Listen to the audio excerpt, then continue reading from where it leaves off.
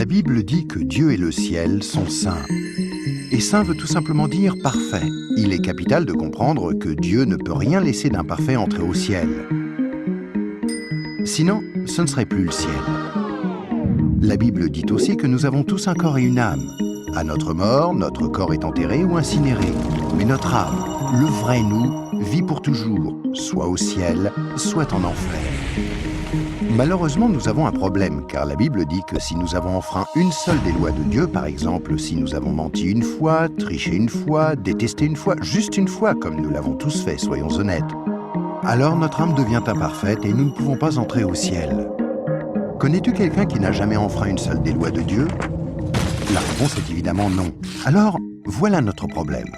Nous avons tous enfreint les lois de Dieu, c'est pourquoi nous avons tous une âme imparfaite. Ainsi, si à notre mort, notre âme peut aller soit au ciel, soit en enfer, mais que pour aller au ciel, nous devons avoir un casier judiciaire vierge, et aucun d'entre nous n'en avons un, alors cela signifie que nous allons tout droit en enfer. Cela peut sembler dur, et tu te demandes peut-être comment un Dieu plein d'amour a pu créer un lieu tel que l'enfer, et comment peut-il en plus y envoyer des gens? Alors pensons-y dans ce sens. Pense à quelqu'un que tu aimes vraiment. Maintenant, imagine que cette personne ait été assassinée. L'assassin est arrêté et plaide coupable. Mais tu es horrifié lorsque le juge dit « C'est très mal ce que vous avez fait. Mais parce que je suis un juge plein d'amour, je vais vous faire relâcher. » Tu serais très fâché, n'est-ce pas? Pourquoi? Parce que tu sais que lorsque quelqu'un enfreint la loi, il doit être puni. Sinon, il n'y a pas de justice. Donc l'enfer n'est pas une question d'amour, mais de justice. Examinons 3 questions pour comprendre pourquoi il y a ce lieu qui s'appelle l'enfer. As-tu déjà menti une fois dans ta vie? La réponse est sûrement oui, même si ce n'est qu'un petit mensonge. Si tu as menti une seule fois, alors tu es coupable de mensonge. As-tu déjà pris quelque chose qui ne t'appartient pas? Par exemple, es-tu déjà arrivé en retard au travail ou es-tu déjà parti trop tôt en étant quand même payé? As-tu déjà utilisé le téléphone du patron ou la photocopieuse sans demander la permission ou ramené un stylo du bureau à la maison? Tout ceci, bien sûr, est du vol. La plupart des gens ont pris quelque chose qui ne leur appartient pas, ce qui les rend coupables de vol. Penses-tu que Dieu va laisser un groupe de voleurs menteurs comme nous aller au ciel? C'est peu probable, car s'il le faisait, il serait comme le juge injuste qui n'a pas condamné l'assassin de la personne que tu aimais. Il n'y a pas 36 solutions. Mais beaucoup diront « Attends un peu, je suis quelqu'un de bien ». Et il y a une grande différence entre le mensonge, le vol et le meurtre. Or, je n'ai jamais tué personne. Mais ce qui est intéressant, c'est la façon dont Jésus a redéfini le mot meurtre. Il a dit « Si vous avez détesté quelqu'un dans votre cœur, vous l'avez tué dans votre cœur. » Alors, voici la dernière question. As-tu déjà détesté quelqu'un? La vérité, c'est que la plupart des gens ont déjà ressenti de la colère ou de la haine vis-à-vis des autres, ce qui, selon Dieu, nous rend coupables de meurtre. Voilà la mauvaise nouvelle. Afin qu'il y ait une justice, il faut qu'il y ait un endroit comme l'enfer. Mais voici la bonne nouvelle. Et c'est là que Jésus entre en jeu. Ce qui distingue Jésus du reste du monde, c'est qu'il est parfait. Contrairement à nous, il n'a enfreint aucune des lois de Dieu. C'est pourquoi il a un casier judiciaire vierge, une âme parfaite. Imagine la scène avant que Jésus ne vienne sur terre, il y a 2000 ans. Jésus a regardé dans l'avenir et t'a vu ici aujourd'hui. Il s'est tourné vers Dieu, son Père, et lui a demandé « Père, j'aime les gens de ce monde et je ne veux pas qu'ils aillent en enfer pour avoir enfreint tes lois. Existe-t-il un moyen pour qu'ils soient pardonnés ?» Dieu le Père a regardé son Fils et a dit « Jésus, il n'y a qu'un moyen. Tu devras aller sur terre, devenir un être humain et vivre une vie parfaite. Puis tu mourras d'une mort cruelle sur une croix pour prendre la punition que les gens du monde méritent pour avoir enfreint mes lois. Quand tu auras fait ceci, le jour où ils te demanderont d'échanger leur casier judiciaire avec ton casier judiciaire parfait, alors il leur sera possible d'être pardonnés. »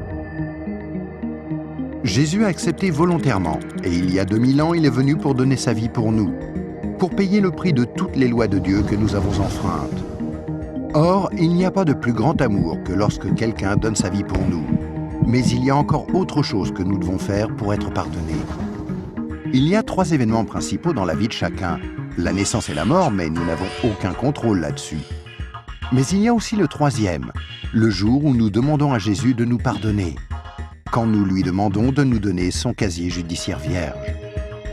Il y a certaines idées reçues à ce sujet, mais dans la Bible, le principe du pardon de Dieu est clair. Nous ne sommes pas pardonnés en étant baptisés ou confirmés, ni même en priant occasionnellement, ou en allant à l'église, ou en croyant en Dieu, ou en essayant d'être bons. Ce sont toutes de bonnes choses, mais aucune ne nous accorde le pardon. Jésus a dit qu'il y a 2 choses que nous devons faire pour être pardonnés. La première est que nous devons avoir la volonté de nous détourner de tout ce que nous savons être mal et demander pardon à Dieu. Remarquez le mot « volonté ». Il y a peut-être certaines choses que nous nous sentons incapables de renoncer par nos propres forces, telles que dépendance, mauvaises habitudes ou des obsessions. Mais là n'est pas le problème. Dieu nous aidera du moment que nous en avons la volonté et que nous voulons nous détourner de ces choses-là et demander pardon à Dieu. La deuxième chose que nous devons faire, c'est faire totalement confiance à Jésus. Si Dieu t'a créé, ainsi que l'univers tout entier, ne penses-tu pas qu'il mérite d'être la personne au centre de ta vie?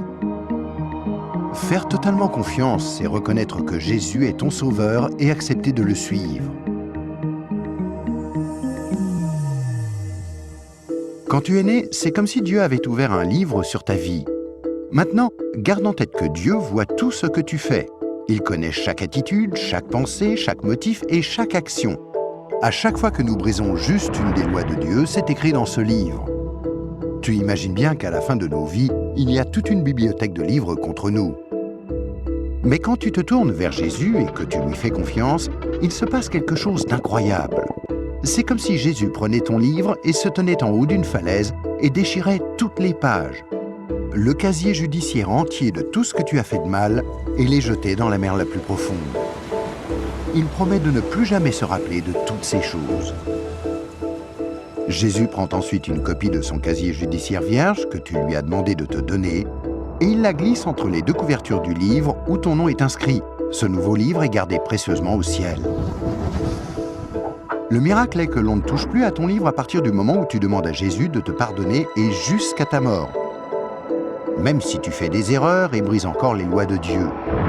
Devenir un chrétien ne te rend pas parfait sur le coup, et tu ne peux pas non plus dire une prière rapide et ensuite retourner à ton ancienne manière de vivre. Rappelle-toi, Dieu t'a pardonné pour toujours quand tu lui as demandé le casier judiciaire vierge de Jésus. Tout ce qu'il demande, c'est que tu lui soumettes tout et le laisses te purifier jour après jour. Quand tu mourras, tu passeras en jugement devant Dieu. Il ordonnera à ses anges d'aller chercher ton livre. Il l'ouvrira et dira « Cette personne était parfaite ». Et tu répondras « Non, je ne l'étais pas. J'ai enfreint tes lois. Est-ce que je ne mérite pas d'aller en enfer ?» Et Jésus te dira « Selon la justice, tu mérites d'aller en enfer. Tu as enfreint mes lois, et certaines, de nombreuses fois. Mais, mon enfant, tu as mon casier judiciaire vierge. Celui que je t'ai donné quand tu t'es tourné vers moi et que tu m'as fait confiance, et je t'ai pardonné. Bienvenue au ciel. » C'est pourquoi Jésus est si merveilleux. Grâce à lui, il est possible que chacun, peu importe les erreurs commises, soit pardonné et entre un jour au ciel. Imagine que tu ne te sois jamais tourné vers Jésus. Pense à ce qui pourrait t'arriver. Quand tu mourras, tu iras devant Dieu lors du jugement et Dieu te dira « Je suis désolé, je ne peux pas te laisser entrer au ciel, je dois t'envoyer en enfer. Tu ne m'as jamais demandé de te pardonner. Je t'aimais tellement que j'ai tenté par 6 façons différentes d'attirer ton attention. Premièrement, je suis mort sur la croix pour prendre sur moi ta punition.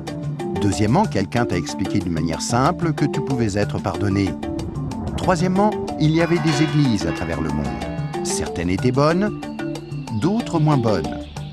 Tu aurais pu trouver les bonnes. Quatrièmement, je t'ai donné une conscience pour que tu distingues le bien du mal.